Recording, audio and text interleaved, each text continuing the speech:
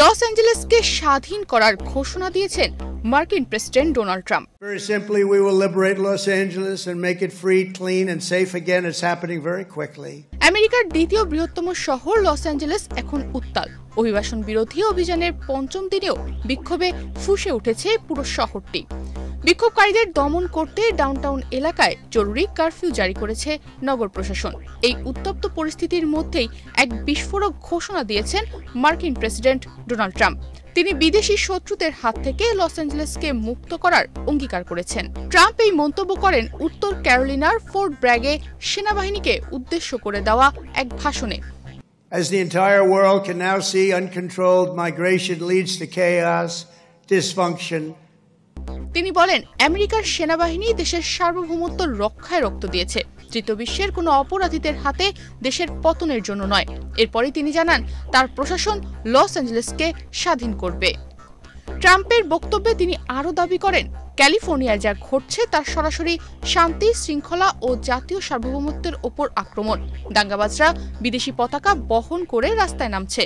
শহর জুড়ে ইতিমধ্যে গণগ্রেফতার শুরু হয়েছে এবং কারফিউয়ের আওতায় আনা হয়েছে ডাউনটাউন এলাকা। তবে ক্যালিফোর্নিয়ার গভর্নর গ্যাভিন নিউসাম এই পদক্ষেপকে গণতন্ত্রের ওপর আক্রমণ বলে অভিহিত করেছেন। তিনি অভিযোগ করেন ট্রাম্প ইচ্ছাকৃতভাবে উত্তেজনা বাড়িয়ে পরিস্থিতিকে আরও সহিংস করে তুলছেন।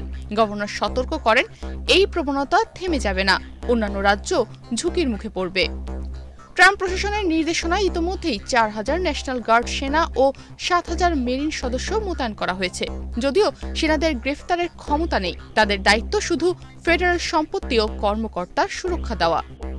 মঙ্গলবার রাত 8টায় জারি করা কারফিউ কার্যকরে নামার পর লস অ্যাঞ্জেলেস পুলিশ ভিড় ছত্রভঙ্গ করতে রাবার বুলেট ছোড়ে। পুলিশের ভাষ্যমতে ডাউনটাউনে তখনও একাধিক বিক্ষোভকারী দল জড়ো ছিল।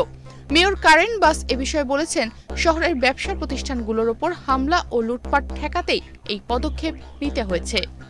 শুক্রবার থেকে শুরু হওয়া অভিবাসন বিরোধী অভিযান এবং এর প্রতিক্রিয়ায় লস অ্যাঞ্জেলেসে বিক্ষোভের তীব্রতা বাড়ছে। লস অ্যাঞ্জেলেস পুলিশ জানিয়েছে তারা গণগ্রেফতার চালিয়েছে। এদিকে মেয়র কারেন বাস শহরের ডাউনটাউনের একটি তুলনামূলক ছোট এলাকায় রাতভর কারফিউ ঘোষণা করেছেন। তিনি বলেছেন যে ব্যবসা প্রতিষ্ঠানগুলোতে লুটপাট এবং ভাঙচুর চালানো হচ্ছে। অন্যান্য স্থানে অভিবাসন অভিযান অব্যাহত রয়েছে। মোতায়েন করা ন্যাশনাল গার্ড সেনারা এখন সীমান্ত নিয়ন্ত্রণ এজেন্টদের আইন প্রয়োগকারী কার্যক্রমে সুরক্ষা দিচ্ছে। প্রেসিডেন্ট ডোনাল্ড ট্রাম্প লস অ্যাঞ্জেলেসে সেনা মোতায়েনের পর রাজ্য কর্মকর্তাদের সাথে তার বিরোধ আরও বেড়েছে। প্রেসিডেন্ট শহরটিকে মুক্ত করার অঙ্গীকার করেছেন। এদিকে ট্রাম্পের এই মুক্তি ঘোষণা শুধু ক্যালিফোর্নিয়া প্রশাসনের সাথেই নয়, আমেরিকার অভ্যন্তরীণ রাজনীতিতেও নতুন করে বিভাজনের রেখা টেনে দিয়েছে। আমেরিকা জুড়ে এখন প্রশ্ন উঠেছে, এটা কি অভিবাসন নীতির কঠোর বাস্তবায়ন নাকি রাজনৈতিক শক্তি পরীক্ষার এক নতুন অধ্যায়? তনিমা রহমান, বাংলাদেশ প্রতিদিন।